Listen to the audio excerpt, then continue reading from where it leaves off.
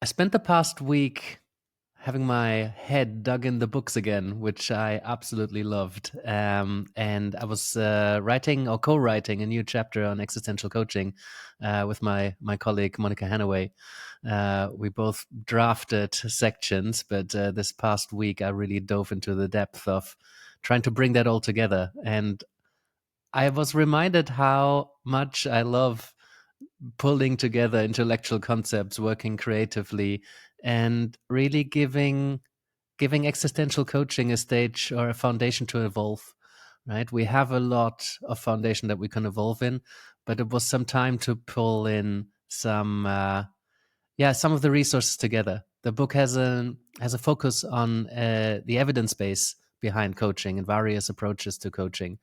So that was one of the main things to write about.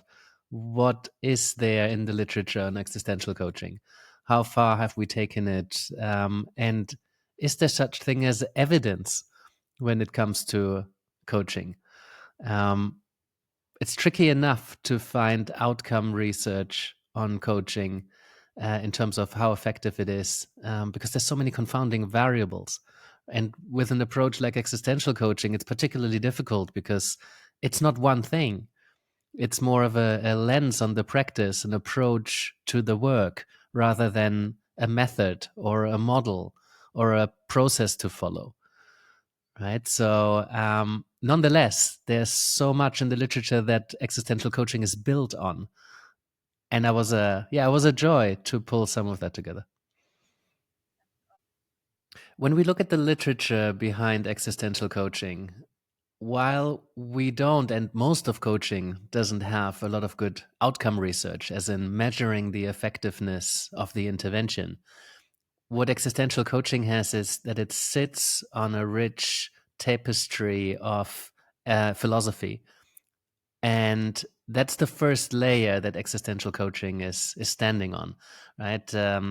What existential thinkers, philosophers, playwrights, authors, um, speakers have gathered around. What does it mean to exist?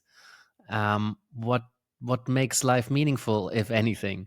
What are the challenges, the dilemmas, the paradoxes that people carry around in their day-to-day experience? It doesn't need to be huge existential questions that all come crashing down on us, in a once in a lifetime situation like a global pandemic, for example. They are life in everyday human experience. When we choose lunch, or who we might want to ask out on a date, or whether to go home or to continue working, or what my next career move might be, or how can I resolve a conflict with somebody I love, right? While maintaining an authentic voice. Choices are there every day for people. And so many choices are being avoided or suppressed or not recognized as being choices. And that's what existential philosophers and thinkers are talking about, right? How does the existential experience show up in everyday living as we navigate our life and our career? Existential themes matter. They're always at play. So if we pay attention to that, and many, especially existential psychotherapists and counselors, have made links between everyday human experience and existential themes. And I think in existential therapy, more than perhaps in other forms of therapy, we're not pathologizing, right? It's not about, oh, you're broken or you're wrong or there's something wrong with you. A lot of the things that people struggle with and suffer and seek therapy for, they're just life. They're problems of living, harsh environments, difficult dilemmas and challenges, really tricky breakdowns of structures in our lives. It doesn't mean there's something wrong with us. It's just that, life is often that hard. So that's also what existential coaching is based on.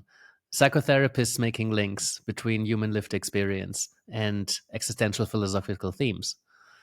And then there's a rich literature on phenomenology and phenomenological inquiry, really holding space for people to tune into their experience, into the phenomenon of what they're experiencing.